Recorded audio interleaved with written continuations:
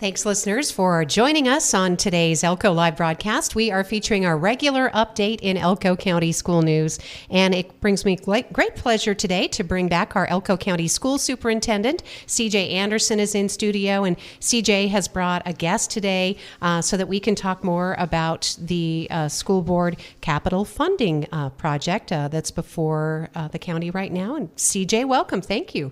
Hi, Lori. Hi. Thank you again for having me here. Always a pleasure. Always a pleasure to catch up. And again, we have a lot on the agenda today, so I thought we would kind of jump in. But you brought Tammie, Cracraft, Dickenson, if you wouldn't mind. Hi, Tammie. Hi. Good to see you Fun again. to be here always. Yes, appreciate it. And so, CJ, Tammie is here to help explain the capital needs for the school district?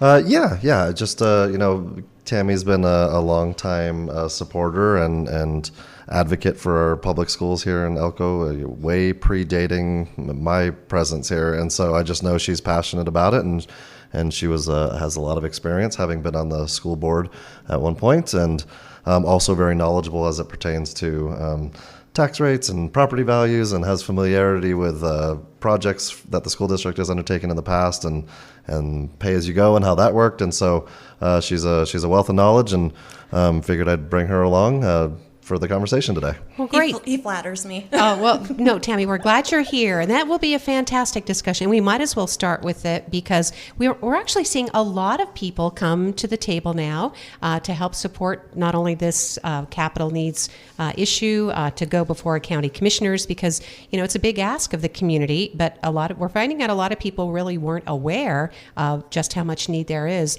I don't know if you want to start by describing, first of all, the plans that were submitted included some projects that will be eliminated after the pay-as-you-go ballot initiative failed. There's some pretty serious construction projects that aren't going to be able to happen. Yeah, so I mean, when we were operating with what I guess was taken for granted, just having that pay-as-you-go funding coming, when you have that much, which more or less equated to about $15 million a year, you were able to project several important projects. And so, as you mentioned, a lot of those kind of just got kicked out entirely because we were working on.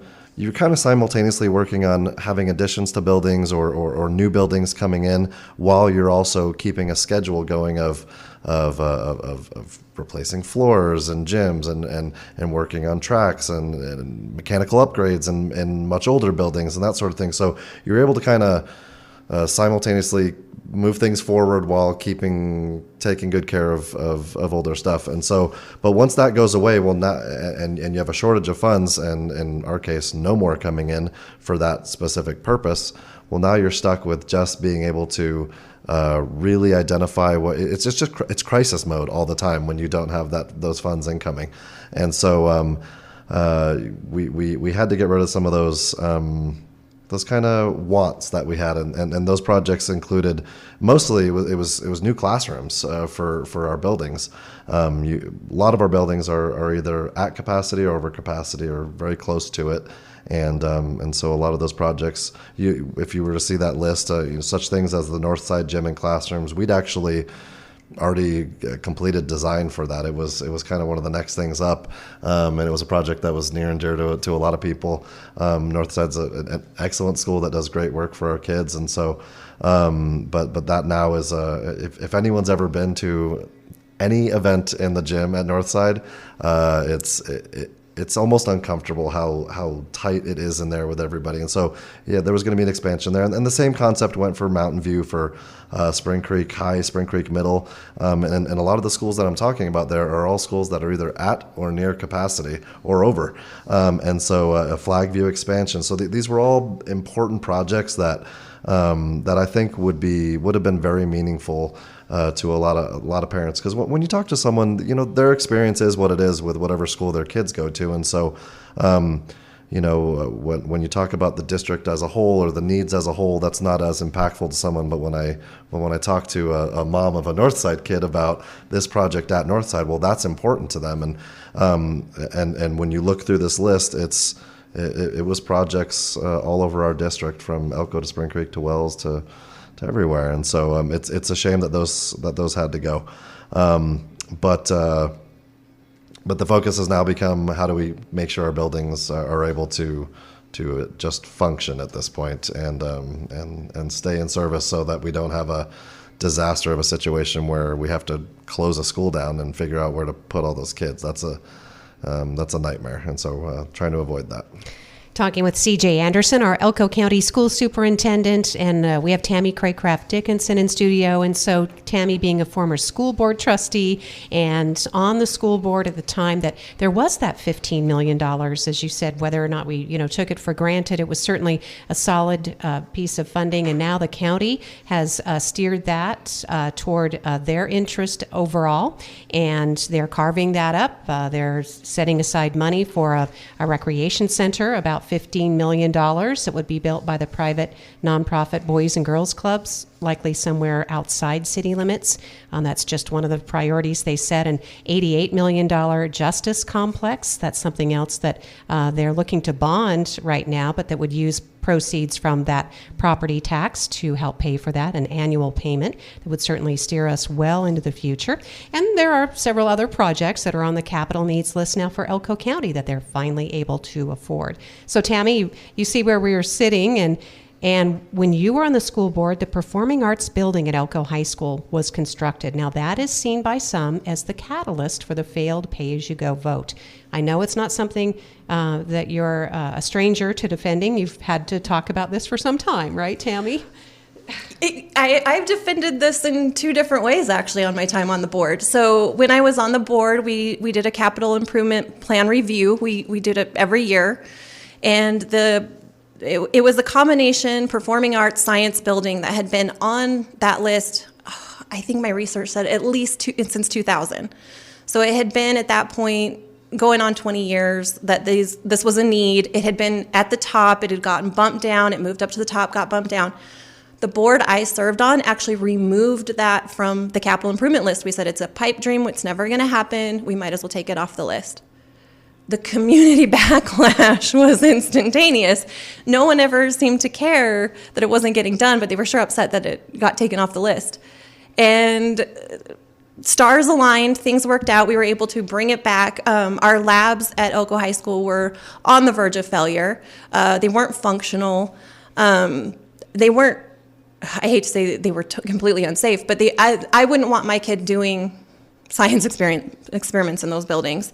And so we had the opportunity to build the science building, and the discussion was, okay, do we build the science building and then just throw more modulars to accommodate the extra classrooms we need, or do we finally get this performing arts center done? And we were able to do them together. It saved us money. So we said, yeah, well, let's move forward. And maybe we moved at a breakneck speed, but we had to get it done. And we wanted those classrooms to be brick and mortar classrooms. So the Performing Arts Center is more than a stage. It is multiple classrooms. There's multiple, I don't even know how to describe them, like choir rooms and music rooms that are quite large, rehearsal spaces. Yes. There's a lot to that building. It is not just a stage. It gave us the classrooms that we were otherwise going to have to put in as modulars. Modulars are extremely expensive. I had been dressed down in the debt management committee meeting, months before, saying, why are there still modulars? We want the modulars gone. Okay, then we'll do this amazing project. It will benefit the entire community. And we thought we were doing something great. And I stand by that building today. I was in that building not too long ago for a speech and debate tournament. That building was packed. There wasn't a single room. And this is a Friday night. Friday and Saturday. I was there Saturday. Yeah, Saturday was packed too, but I happened to be there Friday, and the stage was being used for a rehearsal. Some of the classrooms were being used for ACT boot camp. The rest of it was being utilized by the speech and debate tournament. That building is always booked. It's very difficult to get space in that building, and that was instantaneous. We're not seeking people out to be in that building. So I stand by that building. It was incredibly needed. Elko High School had not had a significant expansion project since 1960, yet its enrollment had probably more than doubled. The auditorium burned down 50 years ago. Yeah, so it had burned down, and that building itself had been on the capital improvement list from the time it had burned down, and then the science building came later. I will stand by it. I will defend it. I challenge anybody that disagrees with that building to go tour it, to go experience it. Definitely go experience that science building. it's been such a blessing for our kids to actually have that. It's really changed lives. It's changed honestly. lives. It really has. And those buildings aren't just being used by Elko High School kids. My son did his science fair project in that science lab and fell in love with science in that moment. Mm-hmm. All our kids should get that opportunity. Well, and that's where we are, too, on the doorstep with this capital fund discussion. Elko County is poised to set the rate for funding all future school projects going forward. Now, Elko County School District is seeking, I believe it's fair to say, the full 25 cents, Tammie, or we've got the no more than 25 cents for each $100 of assessed valuation. The legislation, the wording of the legislation requires them to fund between 1 and 25 cents. They actually have more than that on the table because they have their 50 cents that they swept. That is in the county capital improvement fund. They could allocate a portion of that. From what I understand, they're not super willing to do that, but they could go beyond 25 cents if they so chose. But legislatively, they have to go somewhere between 1 cent and 25 cents. We do know county commissioners are also pushing back on the legislation. We hope it doesn't affect the funding mechanism, Tammie, because they're actually suing over the part of the legislation that tells them they have to do this. Yes, they are. They feel that it's government overreach. And I'm not saying I disagree with that, but it also says something about our county that our state government had to intervene because we couldn't be trusted to fund our schools in our county. And they took exception to the fact that Elko County was singled out, but Elko County is the only county that doesn't fund their school capital improvement projects. And most of that, our commission had very strong feelings during that time that the capital improvement funds for the schools should not be awarded. They were very outspoken, a portion of them. But they've been steering the same resource toward projects of which, there's been really very little, if any, community input, certainly from the county employees. And no one is saying that the county employees don't deserve a better environment, more efficiency, for the public, mm-hmm. more access, certainly. But there's not been that much transparency into an $88 million justice complex. I guess they're just getting started, in all fairness. It's my understanding that they are just, and I am a county employee, full disclosure, I work for the assessor's office. But it is interesting to watch that project take shape. I don't know if anybody's looked at the floor plan. It's got a lot of bathrooms. It's peculiar.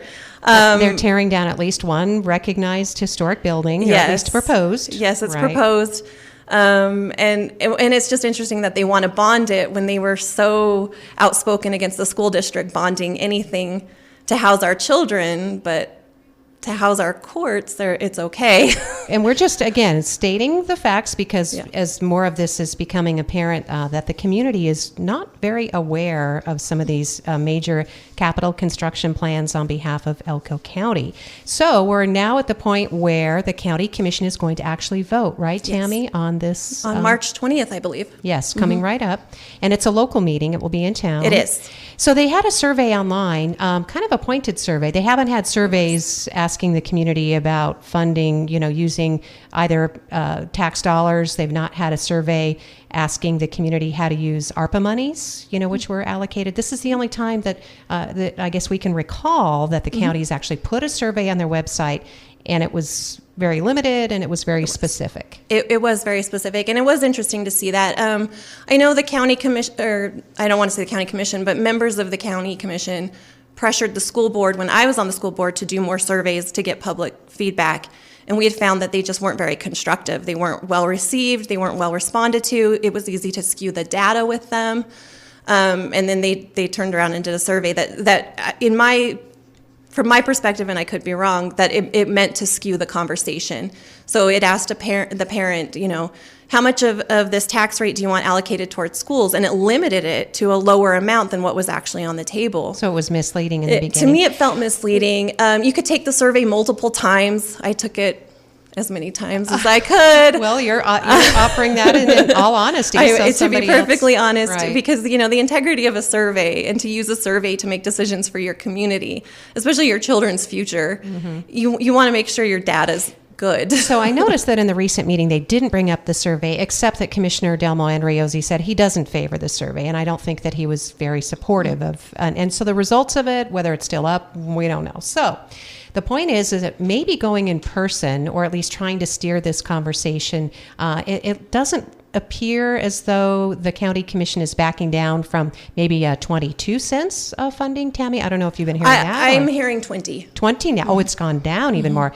Well, it's interesting because at the same time this conversation is happening, we do know that there's a very involved group, and they're very concerted in their effort, and it's it's very sincere, Tammie. They're forming the Nevada Classical Academy, and they have said that their discussions at their board level, and they said that on the radio program, that they have been assured in some sense that they could get 2 cents of the property tax for the Nevada Classical Academy.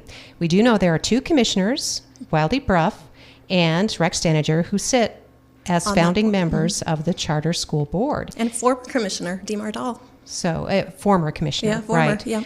So we also asked about this. I asked Commissioner John Carr. He said he had not heard of that, but he also said it's not possible. Commissioner Carr suggests that it's not possible for them to steer 2 cents of that property tax toward the charter school. But interesting that the rate would go from 24 cents to what we heard talked about at 22, but now down to 20. So whether or not they're actually going to try to steer 2 cents to the charter school. And we also have another charter school, Elko Institute for Academic Achievement. So it certainly would seem fair if you're going to carve out some for one. Oh, I would that you expect carve them out more to for the other. fight for, if they So- haven't been promised it already, they should fight for it if another charter school is getting promised that. And it's interesting, all of us, we're just human, and sometimes we're working with maybe not all the facts. There are laws, there are rules in place, and sometimes you can say, oh, I think we should do this with the tax dollars, and then find out NRS is not going to allow you to. And I do think that sometimes happens with our county government across the board. And I'm sure I've spoken out of turn as a trustee or as even a citizen, just not being aware of what NRS limits you to. And I suspect Commissioner Carr is correct in his assessment of how they can direct those tax dollars. Right. So, yep, it's important to note that that maybe some of this was being discussed, and whether or not there was misunderstanding. I think it's just important for people to be aware that these conversations were happening. Yeah, and it's so important that people be involved in the conversation and not just take for granted that things are going to go their way. When I worked on the bond vote to try to secure capital improvement funds, a lot of times people are like, why would I worry about this? It's just common sense. It's common sense schools would be funded. It isn't on every level, and it isn't. This decision is being made by 5 men. Their feelings, their experiences, that's the limit of it. And I believe only 2 of them have kids in school right now.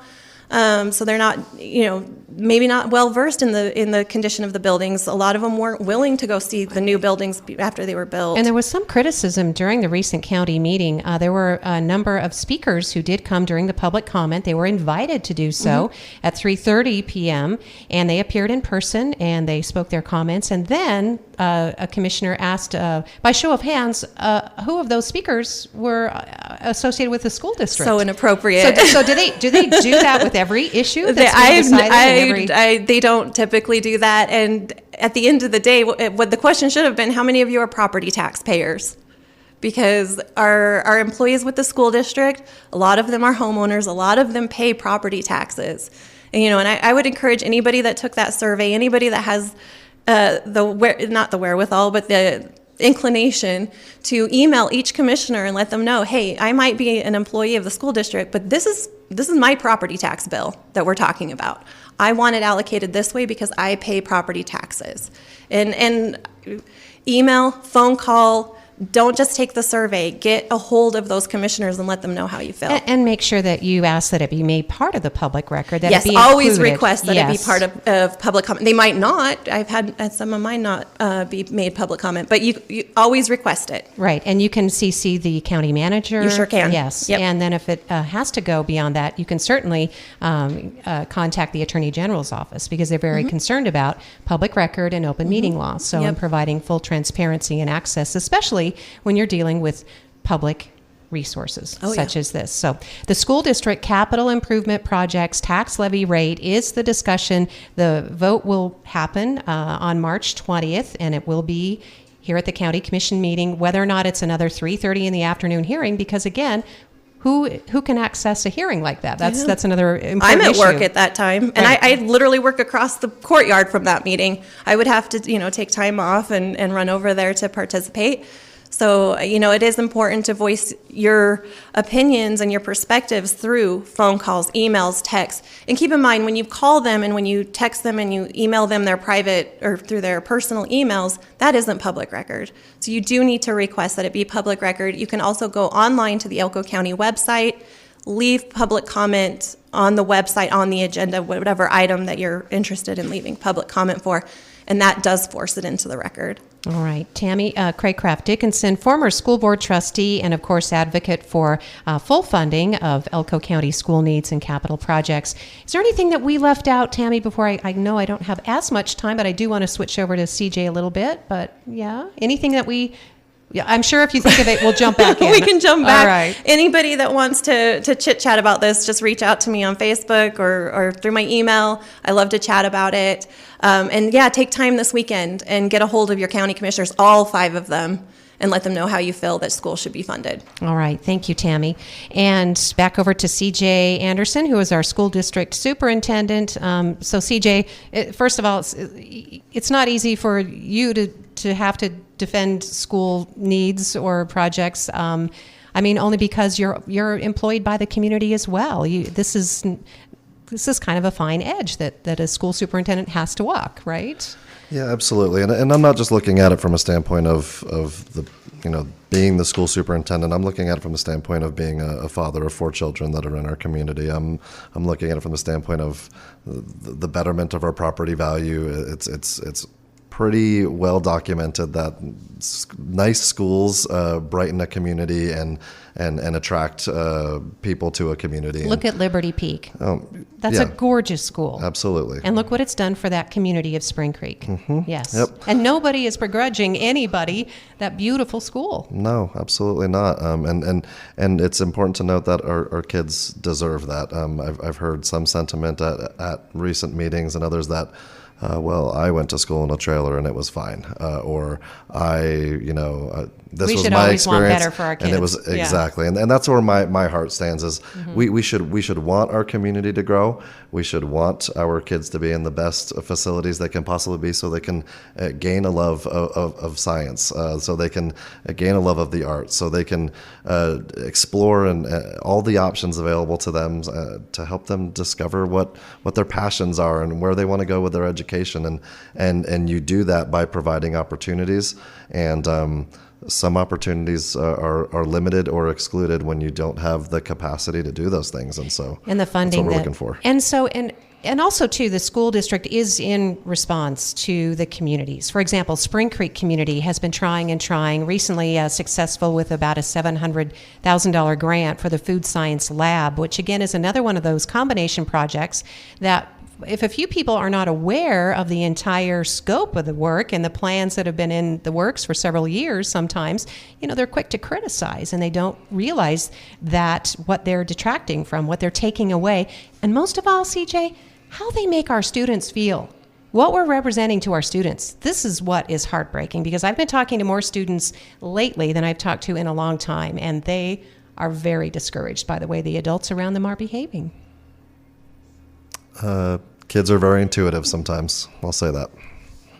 So, anyway, anything else on the school capital projects?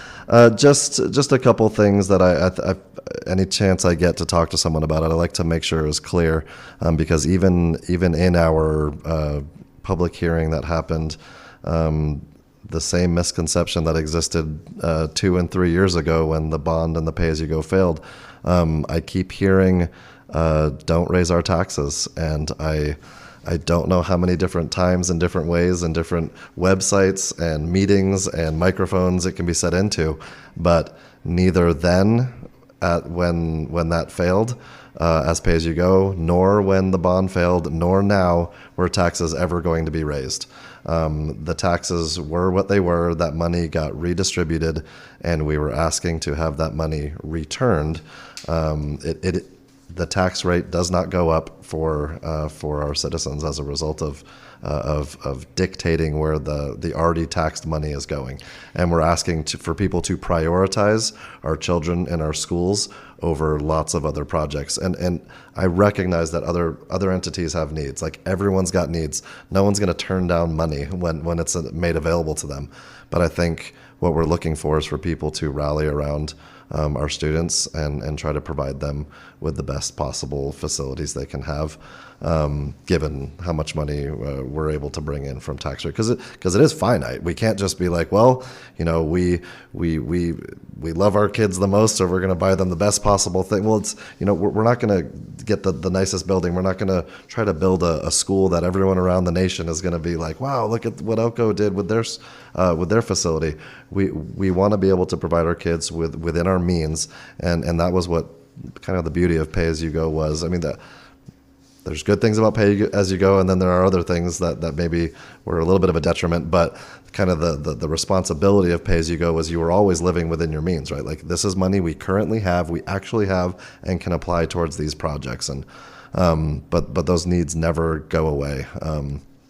That was kind of one of the crazy concepts that I heard a couple times in recent conversations was, well, they had it for this many years and there's still all these needs. It's like, yeah, of course, we have 20 to 30 buildings and those happen. And I started to have a funny conversation with a friend the other day. I was like, the older you get, the more often you go to the doctor. Like, that's just, for most people, that's the course of life. You need more medication, you need more doctor's visits, you need different kinds of doctor's visits. Now you need specialists because these things are happening to you because you're aging and you're falling apart a little bit in a manner of speaking. And sorry if that hits home to some people too hard, but like, that's the reality. And that is what is happening to these buildings. Our buildings on average are between 40 and 50 years old, and that's with a couple of really new buildings. You take those two buildings out and calculate the average, it's worrisome how old the buildings are. Yeah, absolutely. Yes. So we just encourage people, participate in that discussion before the county commission. You're still paying the $15 million. It's just going to Elko County right now, and then the county will decide how much of that to divvy up to distribute to the Elko counties. Yes, CJ. The other one very important thing to mention is, and while it's not a guarantee, is the reason we are so strongly encouraging the full 25 cents is not just because we would like to get the most, because that's a given, but unlike how this money will get used by any other entity and for any other project, we have the opportunity to match every single one of these dollars against a state fund that has been set aside for the purpose of rural counties using this tax rate. So with every cent we don't use to raise dollars, are dollars we cannot have matched by another entity. And so with those millions of dollars sitting in account waiting for people to use them, it seems not irresponsible, but just like a poor decision to not make the most use of that. We see this in people's health savings accounts, in your personal life, and if your employer matches a 403B, it's always like every advisor ever would say, whatever you can do, shift money around, do whatever you can do to give your full portion of that, because when you match, it makes all the difference. And so here we are in a situation where if it was your personal life, you would definitely be maximizing that to get the match. And so why wouldn't we do the same for our schools and for our kids and utilize that tax rate to its fullest to get the full match up to 25 cents? It would just go farther. It would be a better, more responsible and more respectable use of the community's investment to get the most out of it. And so that's the other reason we've been talking about the full 25, because that money is there and ready. to be matched. And so let's make the most out of it. All right, CJ Anderson, our school superintendent. We're getting ready to close out because I know we need to send you. But that's okay. I didn't want to gloss over the fact that there is an issue that will be back on a future agenda. The next two meetings, though, I believe are out of town for the Elko County School Board. So it's important to make sure the community is aware that there is going to be some work done, or at least another examination of the process for memorializing students or staff who have died. That drew a lot of public comment during the recent meeting, and it seems as though, and you can correct me obviously, but a chair at graduation, memorial pages in the yearbook, those might be two sticking points in the current policy, CJ, if I'm not simplifying. Yeah, those are kind of the most passionate objections that people had to the newest policy, and unfortunately, like with other things we see, there were misconceptions there as well. I guess I'll stick with the misconceptions first, and then I'll get back to what you're saying earlier. But there's this notion that we're basically trying to erase these past students and staff members from yearbooks, and nothing within the policy would prohibit having photos of those students appear in the yearbook. What the policy dictates is that there wouldn't be a page specifically dedicated to memorializing the death of that person. So that person's picture could appear alongside their classmates just as any other senior picture would in the row of pictures. If that student was on a sports team and there's a picture of them doing that, then perfect. There oftentimes senior classes will do like, hey, everyone's baby picture, and yeah, of course, why wouldn't it be there?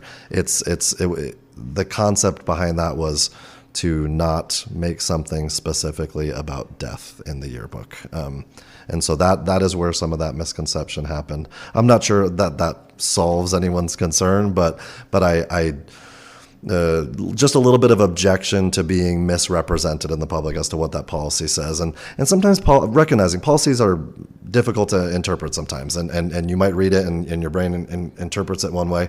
But what I would encourage people to do is when you are concerned about something, that is exactly what our several board meetings exist for in the lead up to that policy being passed. It's also why we exist as an entity, to just be available to answer questions. Still to this day, no one has asked me personally, hey, what is that actually? Does this really mean that we'd have to kick them out of the yearbook entirely? Like, no one's asked me that question. Right. People haven't read the policy. The answer is an emphatic no. Right. They heard from someone else who heard from someone else that they read it, and that's what it says, and they have to be out of the yearbook. It's like, no, like let's be intentional in asking our questions, and always seek first to understand before we seek to criticize. And I'm not saying that about me. I'm talking about everything. Always seek first to understand. That is the true sign of a good learner, a lifelong learner, is you are trying and seeking to understand something. Even if that doesn't mean seek to agree with it. It just means seek to understand where someone's coming from. And so those questions hadn't been asked. And then the one about graduation, people are obviously very passionate about as well. And I think that comes from a little bit of a philosophical difference on what the purpose of a graduation ceremony is. And it's been done differently in the past, campus to campus. It has. And that's created some. Yeah. And I'd heard from certain people, it's always been done this way. And the fact of the matter is, hasn't always been done this way. And that's why there's a policy right now. Right. And exactly, that's why policies are important, is to make sure there's consistency and you don't have hypocrisy or difference in practices and drawing. And then because then people get to start drawing conclusions about, oh, well, why did they do this that way and they did it that way? It must be because of how they felt about this situation, and it's not really about that. And so not only on that front, but on so many fronts in the Elko County School District, because of how wide spread out we are, lots of things tend to naturally become like dialectic, where they just start to kind of morph into their own thing. And so we do see, it's one of our strategic plan pillars, actions, is to establish consistency amongst our schools and our communities. And that goes along with this as well as many other things we're doing. And but to your note, I just want to make a minor correction. So our next meeting on Tuesday, the 19th, that one is in Wells. and the following meeting on April 2nd will be back here in Elko. It is during spring break, so you know. Do you think it'll be on the agenda? I do believe that the next time this will be discussed will be the April 2nd meeting during spring break. Then the meeting after that one on the 16th is in Owyhee. So I do anticipate it'll be there. I know that since the last board meeting where the public comment happened about policy JGH and deaths, that board members have taken the initiative to gather input from some of the people who publicly commented and almost put together like a little bit of a brainstorm group about, you know, what are some of the sticking points, what are the points of contention, and also have people from the other end who really support this policy and see why it's there and agree with the elements of that policy. And so doing this crazy thing where you put people in a room who disagree with each other and trying to come to a reasonable kind of, I don't even want to say compromise, but just a reasonable conclusion. And so what I anticipate will happen is those things will be given to me almost as some sort of a recommendation, and then I will reconvene the group that put that policy together and say, hey, here's some kind of collective feedback and some suggestions and thoughts by various members from our community, and that includes parents, it includes teachers, it includes students, it includes mental health professionals. And so putting all that together to see if I want to throw that out there, if there are any changes that need to be made, and that'll be a recommendation from a committee. Depending on what happens there, I may have a different opinion from that. Board members may.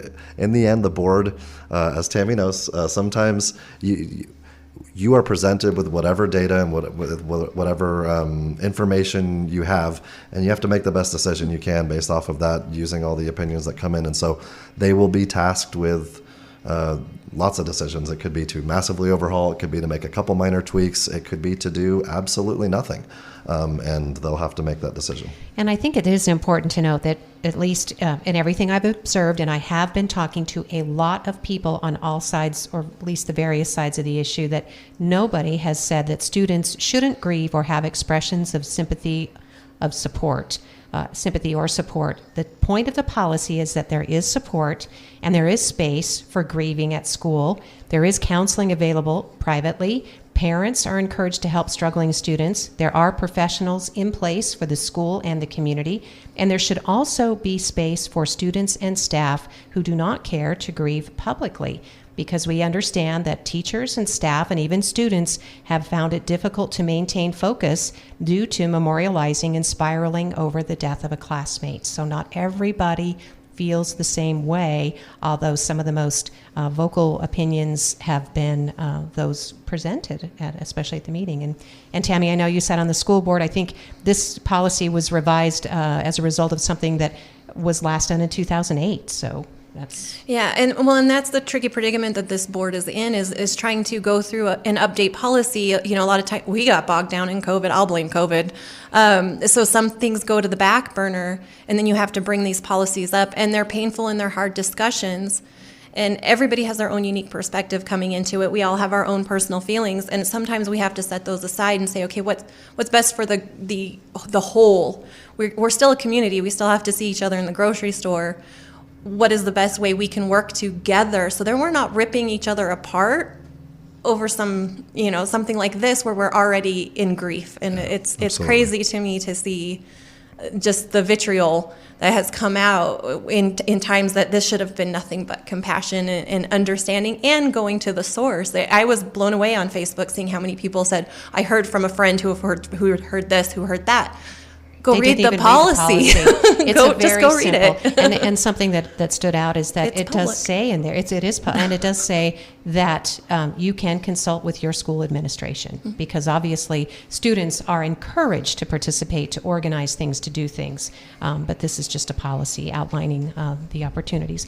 And as always, if whenever we talk about something that is a sensitive subject like this, if you or someone you care for is struggling with mental health, please call 988. You can get immediate 24-hour confidential help or take advantage of the many resources and the comfort that you find in our community. Anything else to add in closing, CJ? Just to go, thank you for the willingness to discuss this. And I want to reemphasize, for anyone who knows me personally, this won't shock you, but for those of you who don't know me, just know that this policy and everything that is contained therein was done with so much sensitivity, so much understanding, so much research, and it wasn't something that I or any individual person sat down and just said, you know what, this makes things easier, let's just do this. It was a laborious process to get it to where it was, and caught us a little off guard when the outcry happened, because it had been presented at multiple board meetings and we hadn't heard anything. And I recognize that not everyone's aware of every policy that's going everywhere. It's tough to be involved in every entity, and I get that. So we're listening, but it has been disappointing to see and hear the name calling and the personal attacks that go against people who are doing their best to serve, that go against board members, that go against me, that I think in turn are accusations against the many people who were part of putting this policy together, which include highly trained and respected mental health experts. To just blanket call people insensitive or say that they don't care, or that we only view kids as a number, or whatever. Fill in the accusation or insult. It's hard, and I know that those words were said in passion and in emotion, and I don't fault anyone for advocating for their beliefs or for their own family or their friend or their boyfriend's brother or whatever. Like, it's all fine that people feel that way, but I do think it's important, as she said earlier, like, it's an opportunity to really come together and to be productive. And so let's not fall in the trap of allowing ourselves to go the other direction, have it be destructive. It's already difficult enough for everyone. And always keep in mind too that, and this has been something that's kind of guided my adult life. I wasn't very good about it as a kid, but I was taught once to always be cognizant that you don't know what other people are going through. Anyone. Like, I'm sitting here with the two of you, and I feel like I know you both like decently well, but I recognize that on the subject of death and suicide, I have no idea what your life experience has been, and for me to assume anything about you and what you feel and know about the topic, it'd be a big mistake. And so we're all trying to do our best in that regard, and I openly invite productive conversation, and just want people to know that we're being as sensitive and thoughtful as we can about that. And then just on the same topic, Tuesday, March 26th, so a week after the next board meeting, is when our next mental health series webinar occurs. And we didn't know in November when we picked out the order of these webinars, but since 4 or 5 months ago, the topic for March 26th is what parents need to know about suicide prevention. And so kind of timely, you can call it timely or untimely. I choose to see it as timely. But that is our next topic, and we will be sending out emails, texts. You can get it through the app, but it's important that people register for that. And as we've seen with so many difficult scenarios, we don't know. None of us as parents know truly what's going on inside every one of our children's brains, and so every parent can benefit from learning about signs of suicide and what's going on in our students' lives. And this is a benefit for everyone, whether that's for your own kid or a friend of a kid, or you got a nephew, or I don't know. It's just important for everyone to be aware, and I encourage everyone to register for that and participate. Thanks, CJ. Parentguidance.org is the website. You can get more information there. Go visit the STEM Fair, Science, Technology, Engineering, Math right now. Convention Center, celebrate those outstanding students from throughout the district. Congratulations to our Poetry Out Loud participants. I believe we have a second place winner, and I meant to print that off before I came on. We will talk about you, I promise, on the radio, because that is an outstanding accomplishment too on behalf of all of us in the school district and everybody else that's doing all the cool things. Tammie, thank you for coming on the program today. Thank you for having me. It's my favorite topic, so yes. anytime. Thank you, CJ, and break a leg tonight. Oh, yep, thank you. Everyone come see Little Shop of Horrors, 7 o'clock tonight, tomorrow, and what is it, 2 o'clock on Saturday. Yes. Saturday matinee. And CJ is amazing. Oh, thank you. I have to say it. That's Thank why he you. brought me on the show today, so I could hype him up. A plug. There you go. Thank you, and thank you so much for being listeners on the other end. We know we went long today, but a lot of important information. Thank you for joining us for Elko Live today.